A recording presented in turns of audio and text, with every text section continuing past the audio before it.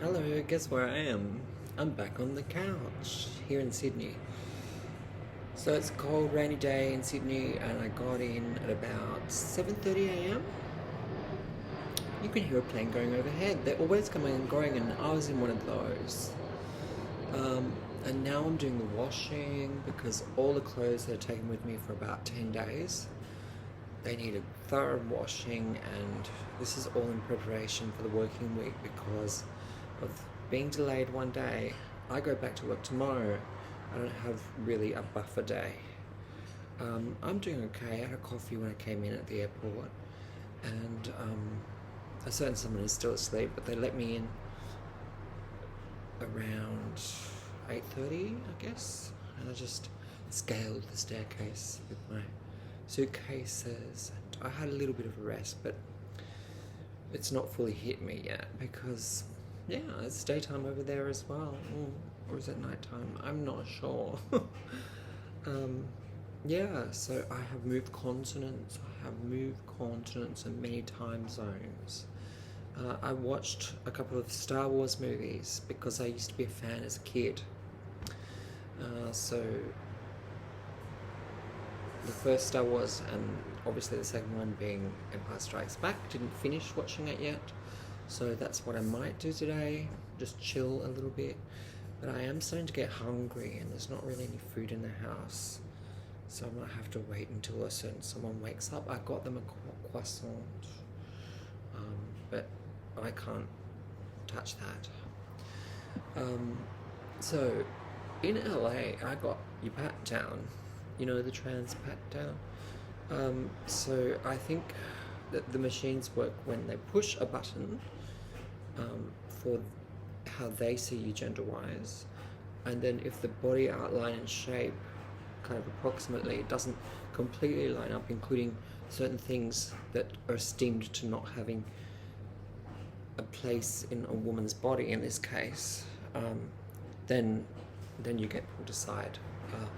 So, and vice versa if you're a trans man. So very politely, the Spanish-speaking person who patted me down gave me all the instructions in Spanish. I immediately spoke to him in Spanish because I thought that would soften the blow, and it did. Or maybe it's just because everyone's sensitive about this issue at the moment. It's not fun, but it could have been worse, right? There's so much worse going on, and so many people actually thought that I shouldn't go over to the US at this time. But I actually have to say, on some between, New Orleans as a city and a few airports in the southwest, I didn't have big issues. I had people actually going out of their way to respect my gender and calling me Ms. or Ma'am or whatever it may be. At one point, someone entered into Denver, and because they'd been looking down on their computer, and they'd been sort of reading my official name, and then when they looked up, this is when I was rebooking my flight, having missed the LA connection. She said, "Oh, sorry, Ms." And I said, "Oh, it's okay. You can just use the word doctor because that appears on my ticket." But needless to say, I am an androgynous person, and there will be people who will always call me sir, and there will be people that will call me ma'am, just like with many lesbian friends who have that kind of masculine characteristic tell me it happens to them.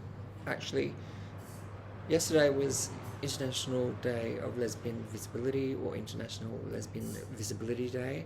So, yay for the lesbians out there and making them, us, more visible.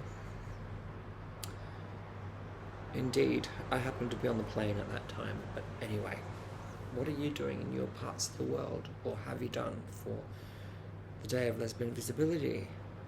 We recently had one for trans, as you'll recall, but there are people in our community who are also lesbian identified, so it would be interesting to see what turns that takes in different parts of the world with the rise of turfism and fascism.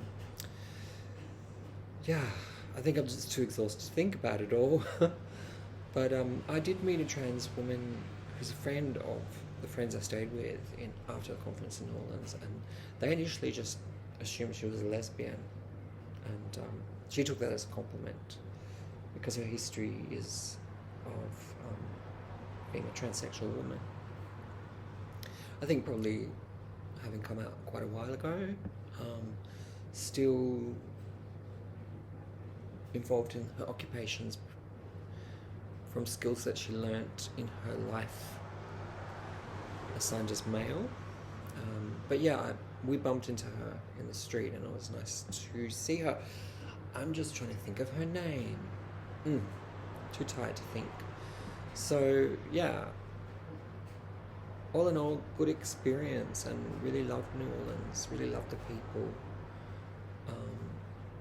And it's kind of obvious and boring to be back, but it's actually good as well because I've had the chance to have a shower and I'm just sort of getting things in order, and they're taking a bit of adjustment, you know, after all the excitement and anticipation of being away.